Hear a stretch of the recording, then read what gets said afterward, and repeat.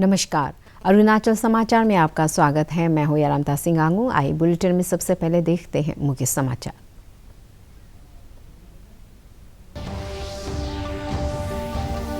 प्रधानमंत्री नरेंद्र मोदी ने कहा, देश को आत्मनिर्भर बनाने के लिए वर्ष 2022-23 के बजट में तेजी से उभरते क्षेत्रों आर्टिफिशियल इंटेलिजेंस, भूस्थानिक प्रणाली, ड्रोन, सेमीकंडक्टर्स, जीनोमिक्स, अंतरिक्ष प्रौद्योगिकी जैसे क्षेत्रों को दी गई है प्राथमिकता।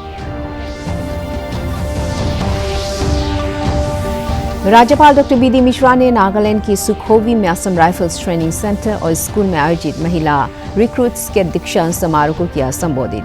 शारीरिक और मानसिक फिटनेस को बनाए रखने के साथ ही आत्मविश्वास, निडरता और वैज्ञानिक सोच के साथ कर्तव्यों का निर्वहन करने का किया आह्वान।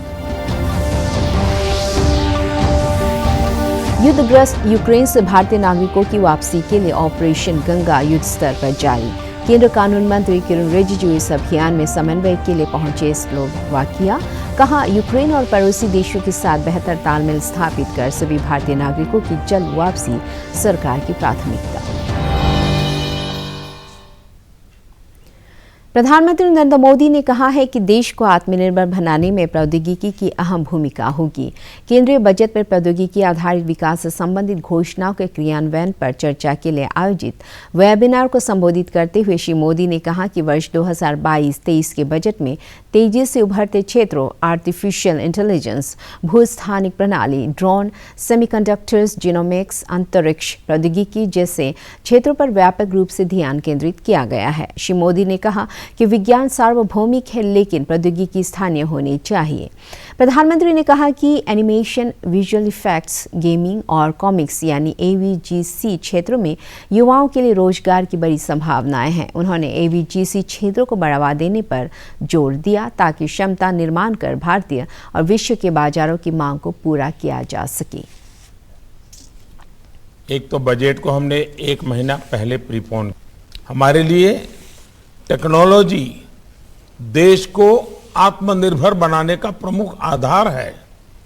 और जब मैं भारत के आत्मनिर्भरता की बात करता हूं तो आज भी आपने अमेरिका के राष्ट्रपति बाइडेन का भाषण सुबह सुना होगा। उन्होंने भी अमेरिका को आत्मनिर्भर बनाने की बात कही है। अमेरिका में मेक इन अमेरिका के लिए उन्होंने आज बड़ा जोर दिया है। और इसलिए हम जानते हैं कि दुनिया में जो नई व्यवस्थाएं बन रही है उसमें हमारे लिए भी बहुत आवश्यक है कि हम आत्मनिर्भरता करके आगे बढ़े। और इस बजट में उन चीजों को बल दिया हुआ आप देखते होंगे। फ्रेंड्स, इस बार हमारे बजट में सनराइज सेक्टर्स पर खास जोर दिया गया है। आर्टिफिशियल इंटेलिजेंस, जियो स्पेशल सिस्टम्स, ड्रोन से लेकर सेमीकंडक्टर्स और स्पेस टेक्नोलॉजी तक, जीनोमिक्स, फार्मास्यूटिकल्स और क्लीन टेक्नोलॉजी से लेकर 5G तक, ये सभी सेक्टर्स आज देश की प्राथमिकता है। बजट में सनराइज सेक्टर्स के लिए थीमेटिक्स फंड को भी प्रमोट करने की बात कही गई है। आप जानते हैं कि बजट में इसी साल 5G स्पेक्ट्रम के ऑक्शन को लेकर बहुत स्पष्ट रोड मैप बताया गया है। देश में स्ट्रॉन्ग 5G इकोसिस्टम ने इसे जुड़ी हुई डिजाइन लेड मैन्युफैक्चरिंग के लिए भी बजट में PLI स्कीम्स प्रपोज की गई है। राज्यपाल डॉ. बी डी मिश्रा ने आज नागालैंड के सुखोवी में स्थित असम राइफल्स ट्रेनिंग सेंटर और स्कूल में आयोजित महिला रिक्रूट्स के दीक्षांत समारोह को संबोधित किया। असम राइफल्स की रिक्रूट्स मेजर सीता अशोक शोलके के नेतृत्व में महिला रिक्रूट्स ने राज्यपाल को सलामी दी। अपने संबोधन में राज्यपाल ने असम राइफल्स में शामिल महिला जवानों को शुभकामनाएं देते हुए शारीरिक और मानसिक फिटनेस को बनाए रखने के साथ ही आत्मविश्वास, निडरता और वैज्ञानिक सोच के साथ कर्तव्यों का निर्वहन करने का आह्वान किया। राज्यपाल ने उनसे देश की सुरक्षा के साथ ही पारिवारिक जिम्मेदारियों के बीच बेहतर सामंजस्य स्थापित करने को कहा।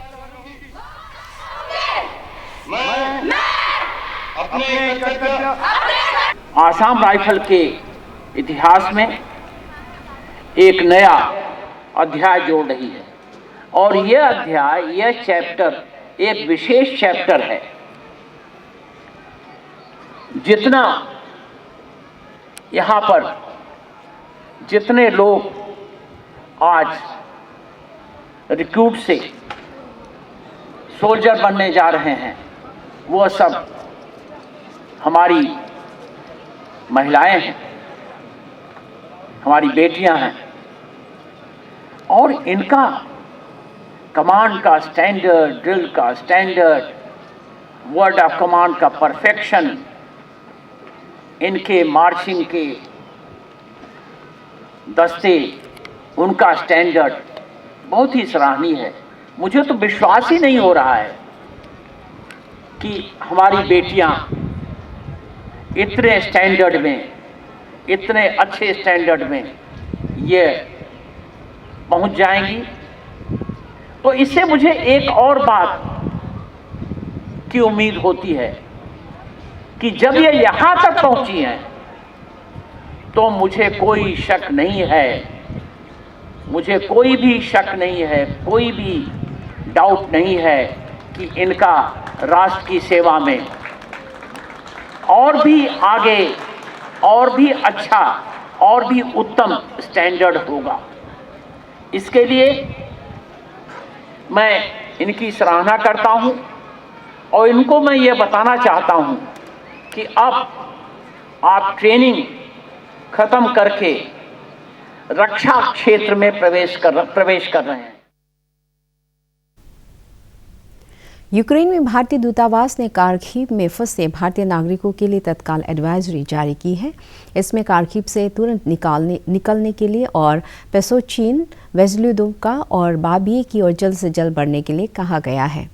एडवाइजरी के अनुसार नागरिकों को आज यूक्रेन के समय अनुसार शाम 6 बजे और भारतीय समय अनुसार रात 9 बजे इन स्थानों पर हर हालत में पहुंचना होगा। भारतीय वायुसेना यूक्रेन में फंसे भारतीयों को स्वदेश लाने के गंगा अभियान में शामिल हो गई है। भारतीय वायुसेना के विमान आज हिंडन एयरबेस से रोमानिया, हंगरी और पोलैंड के लिए रवाना हो गए हैं। युद्धग्रस्त यूक्रेन से भारतीय नागरिकों की वापसी के लिए अगले 3 दिनों में 24 उड़ानें संचालित की जाएगी। वायुसेना यूक्रेन में फंसे भारतीयों को वापस लाने के लिए C-17 ग्लोब मास्टर विमान की सेवाएं ले रही है। विदेश मंत्रालय के अनुसार यूक्रेन में करीब 20,000 भारतीय छात्रों में से अब तक 12,000 विद्यार्थी यूक्रेन छोड़ चुके हैं।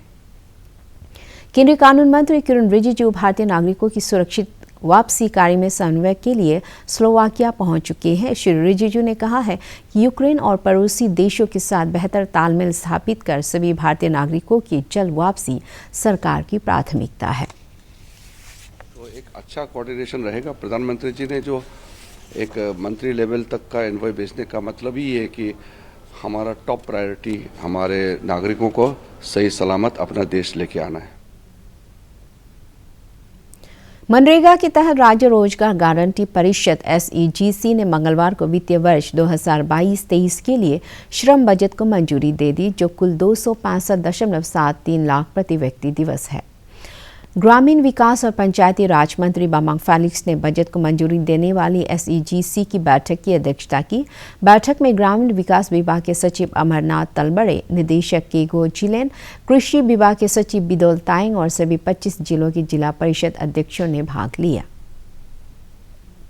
अरुणाचल प्रदेश के मुख्य सचिव नरेश कुमार ने राज्य के प्रत्येक व्यक्ति को डिजिटल कनेक्टिविटी का लाभ सुनिश्चित करने पर जोर दिया है।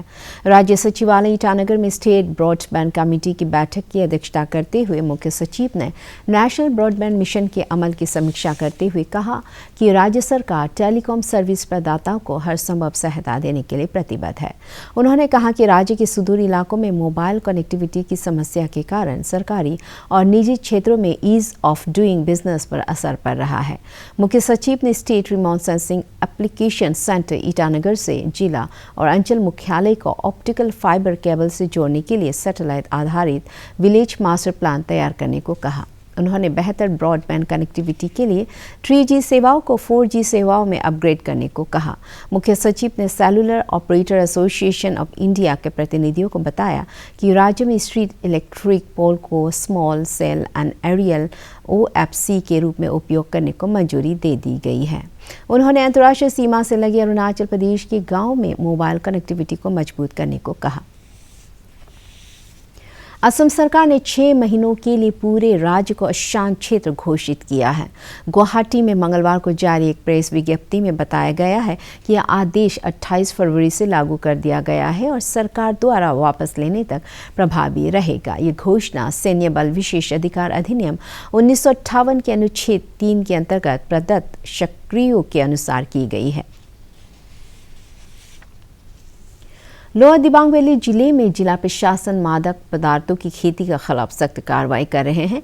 जिला प्रशासन ने अनुबोली क्षेत्र में मादक पदार्थों की खेती के खिलाफ कार्रवाई करते हुए 40 एकड़ क्षेत्र में अफीम और 3 एकड़ क्षेत्र में लगे marijuana की खेती को नष्ट कर दिया।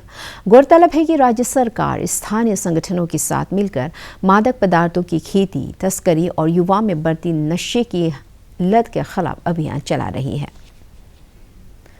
देश भर में चल रहे टाइगर गणना के तहत दिबांग वन्यजीव अभयारण्य में गणना के लिए जगह जगह कैमरा लगाए जा रहे हैं। इस बार टाइगर गणना की पूरी प्रक्रिया पेपरलेस होगी और पर्वतीय क्षेत्रों में वन्यजीवों की गणना के लिए विशेष रूप से अपनाए जा रहे मोबाइल आधारित पॉलीगन सर्च तकनीक का उपयोग किया जा रहा है। उद्यमिता विकास कार्यक्रम के तहत चांगलांग जिले के बोरदुमसा में मंगलवार से नाबार्ड की सहायता से बेकरी उत्पादों आधारित प्रशिक्षण कार्यक्रम शुरू हुआ। Changlang community resource management society द्वारा लागू इस परियोजना के तहत 30 स्व सहायता समूहों को फूड प्रोसेसिंग का प्रशिक्षण दिया जा रहा है।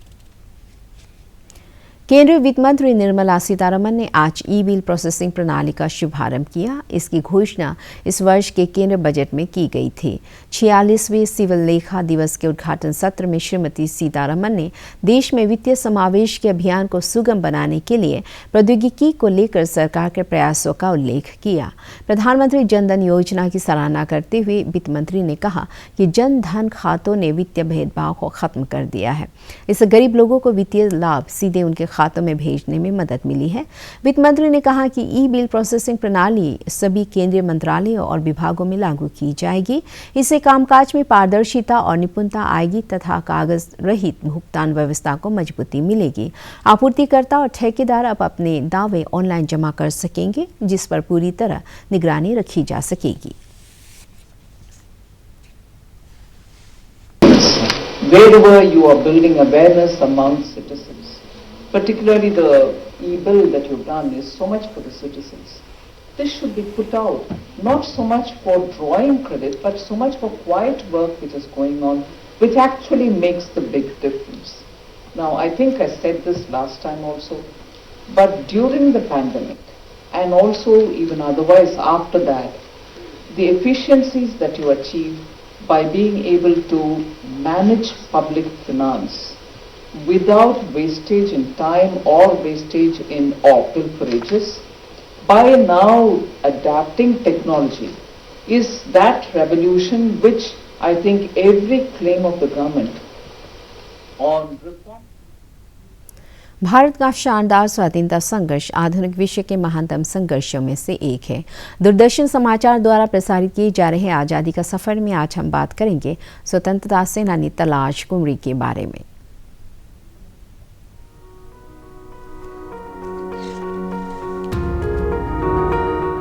आज की इस कड़ी में हम स्वतंत्रता सेनानी तलाश कुंवरी का स्मरण कर रहे हैं, जिनकी 2 मार्च 1858 को मृत्यु हो गई थी। अमोढ़ा रियासत की इस रानी ने भारतीय स्वतंत्रता के पहले युद्ध के दौरान मोर्चा संभाला था। 1852 में पते जंग बहादुर की मृत्यु के बाद कुंवरी ने अमोढ़ा रियासत का शासन संभाला। ब्रिटिश सरकार रियासत पर कब्जा करना चाहती थी, लेकिन उसे रानी के कड़े प्रतिरोध का सामना करना पड़ा। जब भारतीय स्वतंत्रता का पहला युद्ध शुरू हुआ तो ब्रिटिश ईस्ट इंडिया कंपनी की सेना के खिलाफ लड़ने के लिए कुंवरी बहादुर शाह जफर के नेतृत्व में अन्य रियासतों के शासकों के साथ शामिल हो गई। 1858 में कर्नल ह्यूज के नेतृत्व में ब्रिटिश सेना को अमोढ़ा रियासत पर हमला करने के लिए भेजा गया। रानी और उसके सैनिक बहादुरी से लड़े, लेकिन वे ब्रिटिश सेना की ताकत के सामने टिक न सके। अंग्रेज रानी को जिंदा पकड़ना चाहते थे, लेकिन रानी ने अपनी ही कटार अपने सीने में घोंप ली और युद्ध के मोर्चे पर वीर गति को प्राप्त हुई। रानी के पार्थिव शरीर को उनके सहयोगियों ने छिपा लिया और अमोढ़ा की कुल देवी सम्मय माता भवानी के चौरा के पास दफना दिया। तलाश कुंवरी की शहादत के बाद भी क्षेत्र के लोग अंग्रेजों के खिलाफ संघर्ष करते रहे। ब्रिटिश सेना ने गांव-गांव जाकर रानी के सैनिकों को बंदी बनाया और छावनी में 150 सैनिकों को फांसी पर लटका दिया। महारानी तलाश कुंवरी आज भी लोगों के दिलों में जिंदा हैं। हम इस महान स्वतंत्रता सेनानी को नमन करते हैं। अरुणाचल समाचार के आज के अंक में इतना ही। जाने से पहले आप सभी से अनुरोध है कि कोविड-19 के दिशा निर्देशों का पालन करें। हमेशा मास्क लगाएं, बार-बार हाथ धोएं और सोशल डिस्टेंसिंग के नियमों को मानें। कोरोना महामारी से बचाव के लिए आपका वैक्सीन लगवाना भी जरूरी है। अगर आप वैक्सीन लगवाने के पात्र हैं तो जरूर लगवाएं। हम कल फिर हाजिर होंगे अरुणाचल और देश दुनिया की खबरों के साथ। चलते चलते आपको बता दें कि आप अरुणाचल समाचार हमारे YouTube channel DD news Arunachal पर भी देख सकते हैं। देखते रहिए अरुण प्रभा। नमस्कार।